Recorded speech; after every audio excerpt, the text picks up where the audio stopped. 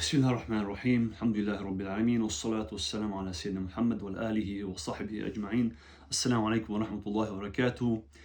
Alhamdulillah, we have made it to Ramadan, witnessed another Ramadan. Alhamdulillah, we witnessed Eid and made it to another Eid. But this Eid has been marred by a lot of controversy, and a lot more controversy than we have seen in previous years.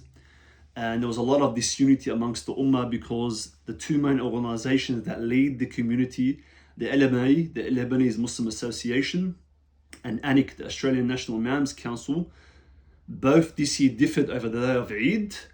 And the LMA said Eid was Friday, and ANIC said the Eid was Saturday. And so this caused a lot of division and disunity and a lot of angry reaction from the Muslims here in Australia. And so even though now this event has passed, the question is, why am I discussing this? Well, the reason is because we have to find out what exactly happened. Why? Because these are the organizations we look to lead the Muslims in this country. We look to them to lead us in our deen, to give us the Islamic opinions. And we need to have confidence in them that they can lead the community. We have to have confidence that the opinions they give us and the religious advice that they give us is the right religious advice based upon Islam, in the interest of Islam and in the interest of the community. And if they can't be trusted to do this, then they need to be exposed. Why? So that people are not misguided and blindly following them when they are actually using the deen and using these organizations for their own personal, political, worldly benefits. And this is the reason why this issue has to be discussed. So let's find out what exactly happened, and did it actually happen because there was just a difference of opinion Islamically, which can happen in Islam, that's fine. Or did it happen for other more sinister reasons which need to be exposed?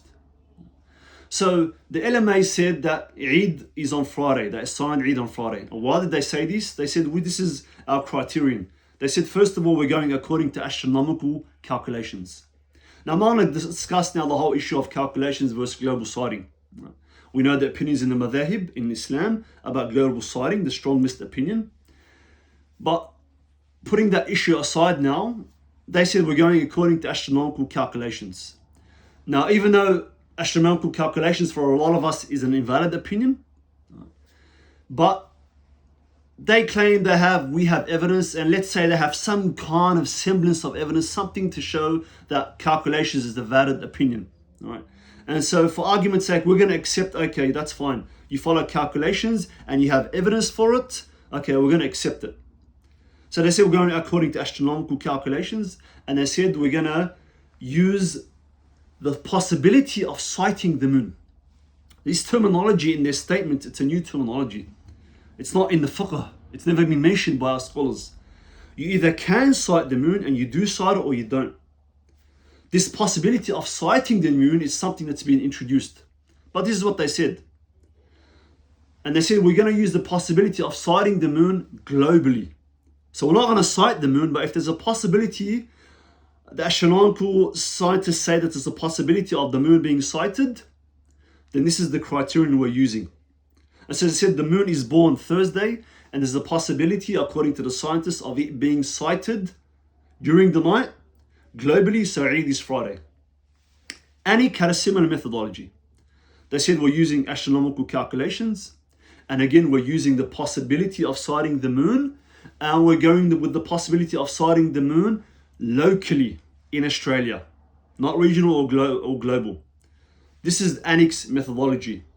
And so ANIC said the moon is born Thursday, but they said the scientists, the astronomers said it's impossible to sight the moon in Australia, therefore Eid is Saturday. These are their methodologies. And now we say to them, okay, fine, you put forth your methodologies. If you're going to stick to these methodologies and you believe in them, okay, that's fine. At least you've stuck to a methodology. Because when they were asked to come together and unify, both sides said, look, LMA said we have our methodology and we can't change it now. We believe in it. We have evidence for it. ANIC said the same thing. They said, look, we can't start Ramadan in one way and end it in another. So we have to stick to our opinion. That's fine. Let's see if you're really going to stick to your opinion. Now when big Eid comes along, Eid al-Adha, during Dhul Hijjah, what actually happens? Everybody fasts the day of Arafah with Saudi. Everybody follows the sighting of Saudi for the start of the month of Dhul Hijjah, and everybody follows the date of Saudi for big Eid.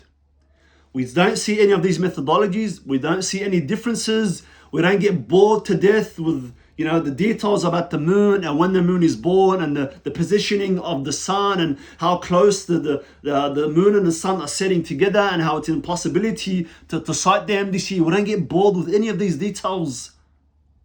No, everybody has the day of Arafah on the same day and everybody has Eid on the same day. So we ask, if you are really following and you couldn't unite during Eid in Ramadan because of differing methodologies and you believe in the evidences that you have provided, we ask, what happens during big Eid? Why are you following that methodology? If you believe this is the Islamic hukum that you're following, why do you cast all that aside and throw it away and everybody follows the shouting of Saudi? So we say to you, you aren't sincere. You aren't following these opinions because you believe in them. You're not following principles because you believe in those principles. Because if you did, when big Eid comes along, you would use your calculations to assign the start of Dhul Hijjah, and you use your calculations to assign the day of Eid.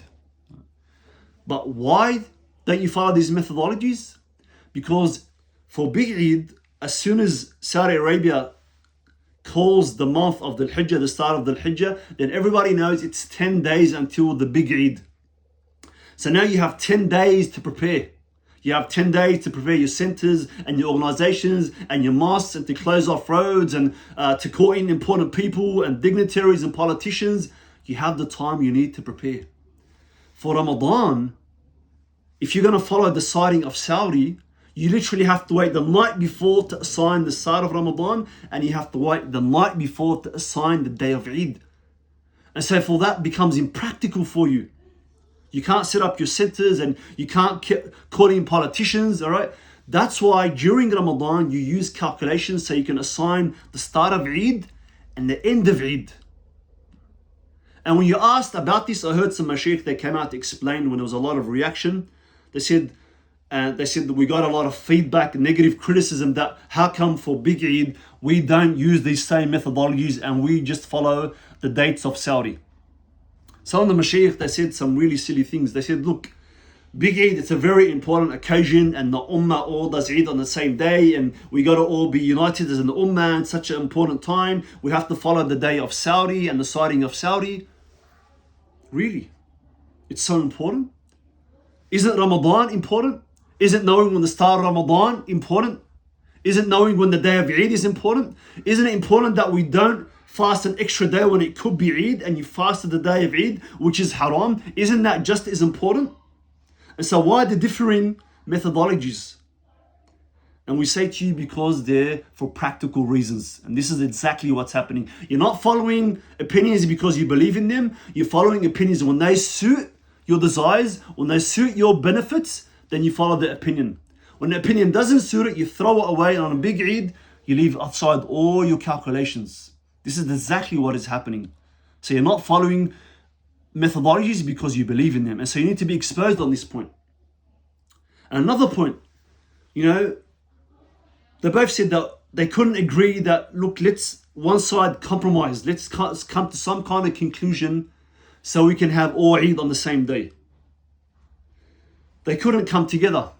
But when the Muslims asked the mashaykh, and a lot of mashaykh said, look, we're pounded with questions and phone calls. Shaykh, why there's these two different dates for Eid, and why can't we all have Eid on the same day? And my family is split. My father has Eid on this day and I have Eid on this day. What was the advice to the mashaykh? Many mashaykh gave out this advice. They said, look, keep the unity of your family. And by the way, they made up a new fiqh. It's called the fiqh of the unity of the family. In the books of fiqh and the madhahib, I've never heard of this fiqh. And if somebody has some information, some evidence for this, please, I'd like to hear it and forward it through. But they came up with a new fiqh called the fiqh of the unity of the family. So they said, the advice was given out. They said, look, if your father follows the LMA and he's insistent on that, he wants to break his fast and have Eid on Friday, and you're following Anik and Anik has Eid on Saturday, they said, break your fast.